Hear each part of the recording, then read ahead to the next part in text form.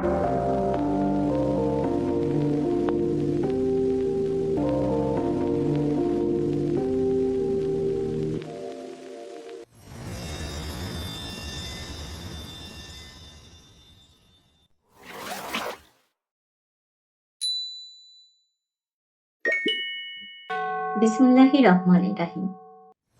সমস্ত প্রশংসা আল্লাহ তাআলার জন্য, যিনি আমাদেরকে লজ্জা দিয়েছেন, যা পাপ থেকে রক্ষা করে, আর বিনয় দিয়েছেন, যা মানুষকে মানুষ করে।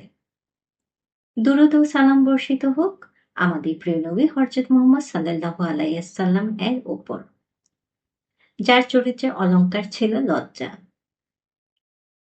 প্রিয় ভাই ও বোনেরা, লজ্জা দুর্বলতা নয়, লজ্জা হলো অন্তরে জাগ্রত পাহাড়। যে মানুষ লজ্জাহীন সে সহজেই সীমা ভাঙে, আর যে বিনয়ী সে সীমা বুঝে চলে। আজ আমরা অনেক সময় বলি, সবাই তো করে, কিন্তু লজ্জা বলে তুমি করো না।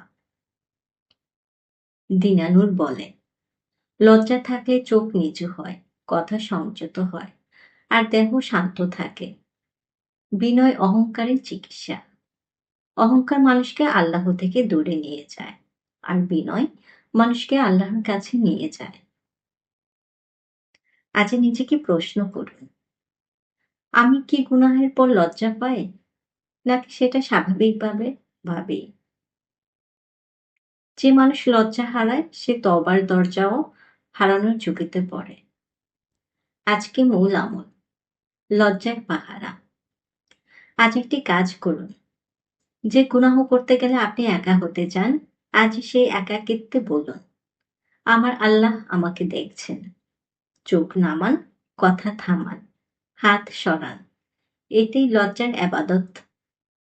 বলুন, হে আল্লাহ, আমাকে তোমার সামনে লজ্জাশীল করো, আর মানুষের সামনে বিনয়ী করো।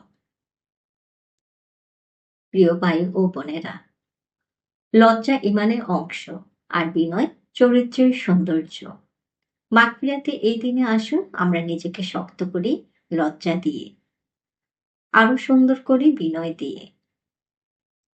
আল্লাহ আমাদের লজ্জাকে হেফাজত করুন, আর আমাদের অন্তরকে বিনয়ী করুন।